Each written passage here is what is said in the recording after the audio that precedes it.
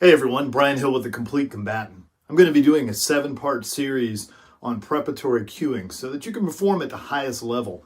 We know that there's 3 stages to training. There's the accuracy and precision mode, there's speed and efficiency, and then there's performance mode.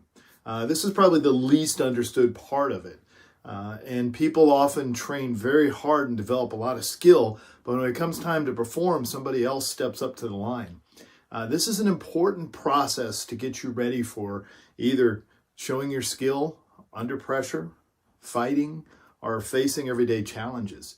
None of it's different to your brain. It all considers it to be a threat, and it needs to know exactly what to do and how to do it. All right. Start with number 1. Number 1 is always be ready.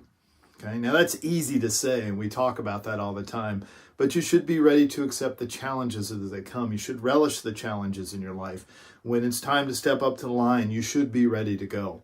I often hear a bit of insecurity or dark humor when people step up to the line and I ask them if they're ready. They say, I guess so. And if you've ever attended my class, this is a strict rule.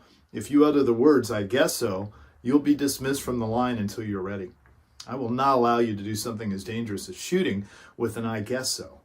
Now, I know some of you are like, hey, you get what we mean. And I do. I really get what you mean as part of the problem, is you have to be ready. You should be always ready to go first. You should be ready to step up to the line.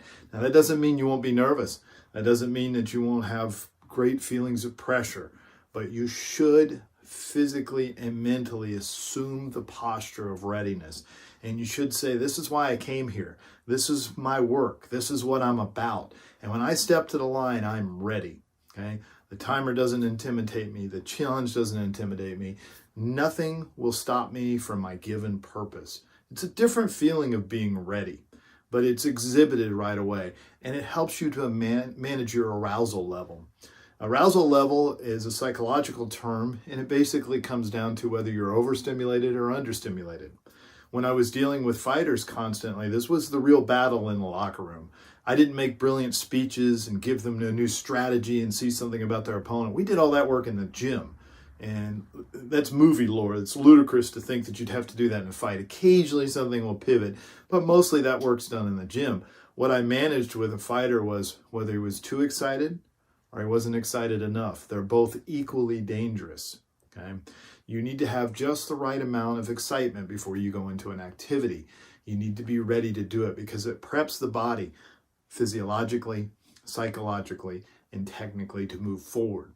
So we want to stretch our skills just a little bit, and we want to be ready for it. If we're overexcited, the symptoms will be there. We'll see jittery knees, we'll see held breath, we'll see rapid glancing with the eyes, clenching, nervousness, loss of focus and attention. And what you need to do is bring yourself back down. Recognize that you came here and that you want to do this and you're excited to do this, and that's fine. And release that struggle. Understand that pressure is a part of life, and it's okay. Understimulation is just as bad.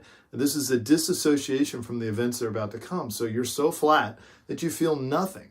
And then you lose all the advantages that you would gain physiologically and psychologically from being under pressure, because we gear up. We become a high performer in that standard, and you're underwhelmed right now.